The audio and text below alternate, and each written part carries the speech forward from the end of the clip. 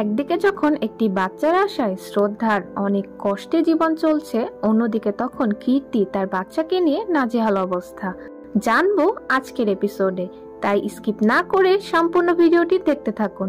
ভাগ্যরেখা নাটকের 168 নম্বর এপিসোডের শুরুতেই আমরা দেখতে পাবো বরুণ, কীর্তি এবং বরুণের বাবা মা সহ সকলে গুড়িয়ার কান্না থামানোর চেষ্টা করলেও তার কান্না থামছিল না। পরবর্তীতে বরুণ কোনো উপায় না পেয়ে শ্রদ্ধার কাছে গুড়িয়াকে নিয়ে আসবে এবং শ্রদ্ধাকে জানালে শ্রদ্ধা তখন গুড়িয়াকে নেওয়ার সাথে সাথে গুড়িয়া শান্ত হয়ে যাবে। বরুণ তখন বলবে যে কিছু সময় বাচ্চাদের একটু ভালোবাসার স্পর্শেরও প্রয়োজন হয়, শুধুমাত্র ওষুধেই কাজ করে না। আমার বাচ্চা হয়তো তোমার কাছেই নিজেকে অনেক বেশি সেফ ফিল করেছে। তখন শ্রদ্ধা বলে যে আপনি কোনো চিন্তা করবেন না বরুণজি, আমি গুড়িয়াকে দেখাশোনা করব, এখন আমি গুড়িয়াকে ঘুম পাড়িয়ে দেব। এরপরই বরুণ সেখান থেকে চলে যাবে এবং শ্রদ্ধা আর অভয় গুড়িয়াকে নিয়ে রুমের ভিতরে চলে আসবে। অভয় তখন শ্রদ্ধাকে বলবে যে কতটা আজব তুমি, কিছুক্ষণ আগে তোমার কান্না থামছিলই না আর এখন গুড়িয়াকে দেখে একদম শান্ত হয়ে গিয়েছো, যেন কোনো কিছু হয়নি। শ্রদ্ধা তখন বলে কি আর করবো অভয়জি, গুড়িয়াকে দেখলে এতটা শান্তি অনুভব হয় যে কোনো খারাপ কিছু মনেই থাকে না।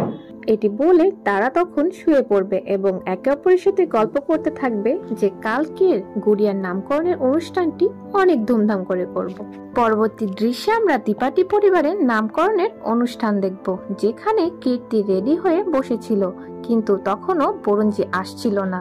বরুণজিকে কল দিতেই তখন বরুণজি সেখানে উপস্থিত হবে এবং বরুণজিকে আমরা অনেক বেশি হতাশ অবস্থাতে দেখতে পাবো। কীর্তি তখন রাগান্বিত হয়ে বরুণজির কাছে এসে বলতে থাকবে আপনার তো কোনো দায়িত্ব নেই নিজের সন্তানের প্রতি, এমন চাকরি করার কি দরকার আছে যে বাচ্চাকে আপনি দেখাশোনা করতেই পারবেন না।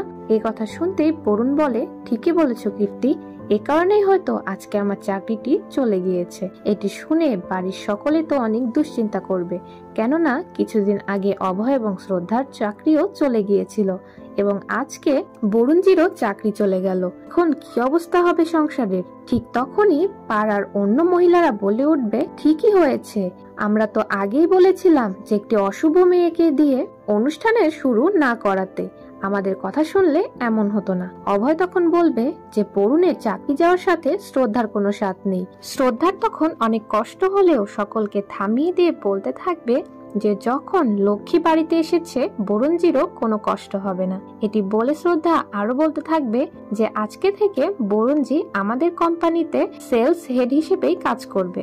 এটি শুনে তো সকলে খুশি হয়ে যাবে, কিন্তু আমরা কীর্তি এবং অভয়ের মায়ের মুখে খুশি দেখব না।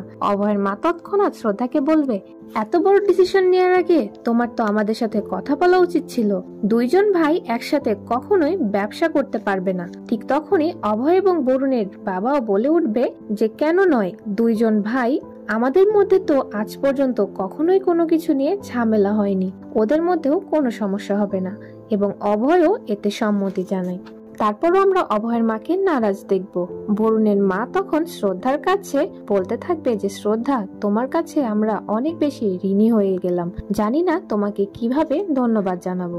পরবর্তীতে কীর্তিও তখন বলতে থাকবে যে বরুণজি তো অনেক বড় বড় জায়গায় কাজ করেছে, এত ছোট কোম্পানিতে কাজ করার তার কোনো দরকার নেই, সে অনেক ভালো চাকরি পেয়ে যাবে। এই কথা শুনে বরুণের বাবা বলতে থাকবে তারা তিনজন মিলে যদি চিন্তা ভাবনা করে ব্যবসাটাকে এগিয়ে নিয়ে যেতে পারে তাহলে বাইরে চাকরি করার দরকার কি। তখন পিসিমণিও সকলকে থামিয়ে দিয়ে বলতে থাকবে যে তোমাদের এই সকল ডিসকাশন হয়ে গেলে এখন তাহলে নামকরণের কাজ শুরু করা যাক, কেননা সময় পেরিয়ে যাক। ঠিক তখনই নামকরণের অনুষ্ঠানও শুরু হয়ে যাবে। কীর্তি তখন বরুণকে বলবে যে বরুণজি, আপনার ওদের নিচে কাজ করার কি দরকার, একে তো আমাদের বাচ্চাকে নিয়ে তারা বাড়াবাড়ি করছে, এখন আবার আপনি তাদের নিচে কাজ করবেন, কোনো দরকার আছে?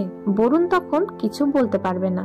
অন্যদিকে তখন অভয়ের মা শ্রদ্ধার হাত জোরে চেপে ধরে শ্রদ্ধাকে অপমান করে বলতে থাকবে যে নিজের কোম্পানিটাই দিয়ে দিতে আর কোনো কিছু দেয়া কি বাকি রয়েছে। শ্রদ্ধা তখন বলতে থাকবে যে মা, আপনি ভুল বুঝছেন, বরুণজির এমন সময় তো আমাদের তার পাশে দাঁড়ানো উচিত, তিনি আগে যা করেছে সেটি তার ভুল ছিল, তবে এখন তার কাজ তিনি অনেক দায়িত্ব সহকারী করে ফেলবে। অন্যদিকে আমরা ঋতু পিসিকে দেখব, যে কিনা অভয়ের মাকে জোর করে টেনে নিয়ে সাইডে যাবে এবং তাকে বলতে থাকবে যে ভাবি, আপনি যে ব্যবহারগুলো করছেন, এমন করতে থাকলে দুনিয়ার কোনো কিছুই আপনার মনের ইচ্ছা পূরণ করতে পারবে না, আর আপনাকেই সবাই খারাপ মনে করবে। অভয়ের মা তখন বলবে, আমি তো সবার কাছে খারাপ হয়ে যাই, কিন্তু আমার ছেলে এত কষ্ট করে কোম্পানি চালাবে আর শ্রদ্ধা বসে থেকে থেকে শুধু সকল ডিসিশন নেবে।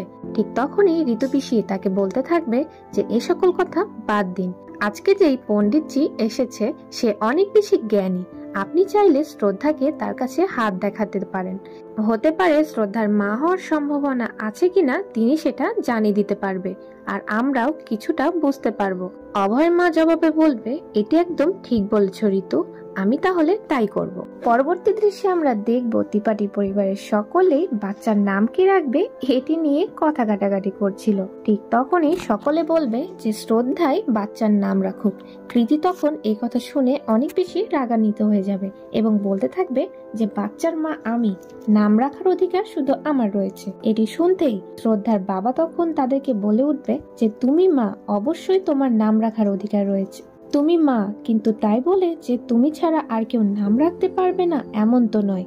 গুড়িয়ার অন্য সকল কাছের মানুষও তো রয়েছে, তার মধ্যে সবচেয়ে বেশি আপন হলো শ্রদ্ধা, যে কিনা গুড়িয়াকে সবসময় দেখে রেখেছে, তাই নাম রাখার অধিকার শুধুমাত্র শ্রদ্ধারই। শ্রদ্ধা তখন গুড়িয়ার নাম কিয়ারা রাখবে, আর আমরা দেখতে পাবো কিয়ারা মূলত কৃতি রাখতে চেয়েছিল।